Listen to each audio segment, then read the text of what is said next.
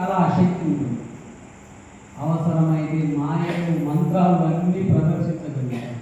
ఎప్పుడైతే అంగదుడి చేతిలో ఆ ఇంద్రజిత్తు ఓడిపోతాడు, ఇంద్రుడిని గెలిచినటువంటి వాడు అంగదుడి చేతిలో ఓడిపోతాడు. అప్పుడు వాడు మాయలు ఇక్కడ ఉన్నటువంటి వాడు మాయమై అక్కడ వేగడం, అక్కడ నుంచి బాధ కొట్టి అక్కడ వేగడం, రకరకాలుగా మేఘాలలో పేరిపోతూ కానరాకుండా మరి అనేక విధాలుగా మాయలు చేస్తూ యుద్ధం చేస్తున్నటువంటి వాళ్ళందరూ కూడా అప్పుడు ఇంద్రజిత్తు నాగాస్త్రంతో రామలక్ష్మణుల మీద వేస్తాడు.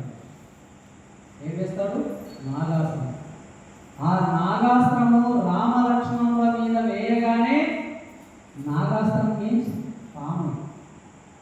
పాము వచ్చి మొత్తం ఇద్దరిని చుట్టుకొని కాటు వేసిన లాగా వాళ్ళకు విషాన్ని అందజేస్తుంది, ఇస్తుంది.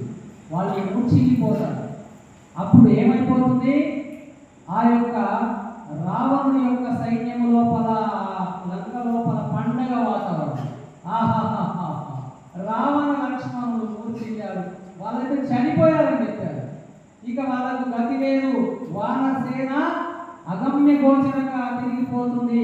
ఇక మనం విజయం పొంది ఆమె సంతోషిస్తుందేమో, నా వైపు వస్తుందేమో అనుకుంటారు. ఆమె సంతోషిస్తుందా? మహాపతివ్రత కదా.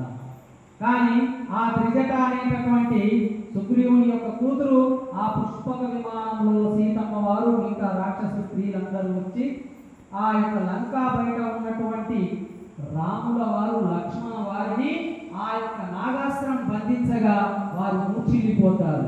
అప్పుడు పైనుంచి సీతమ్మ వారు చూస్తారు. చూసి, అయ్యో రామ, నా కోసం వచ్చి నీవు ప్రాణాలు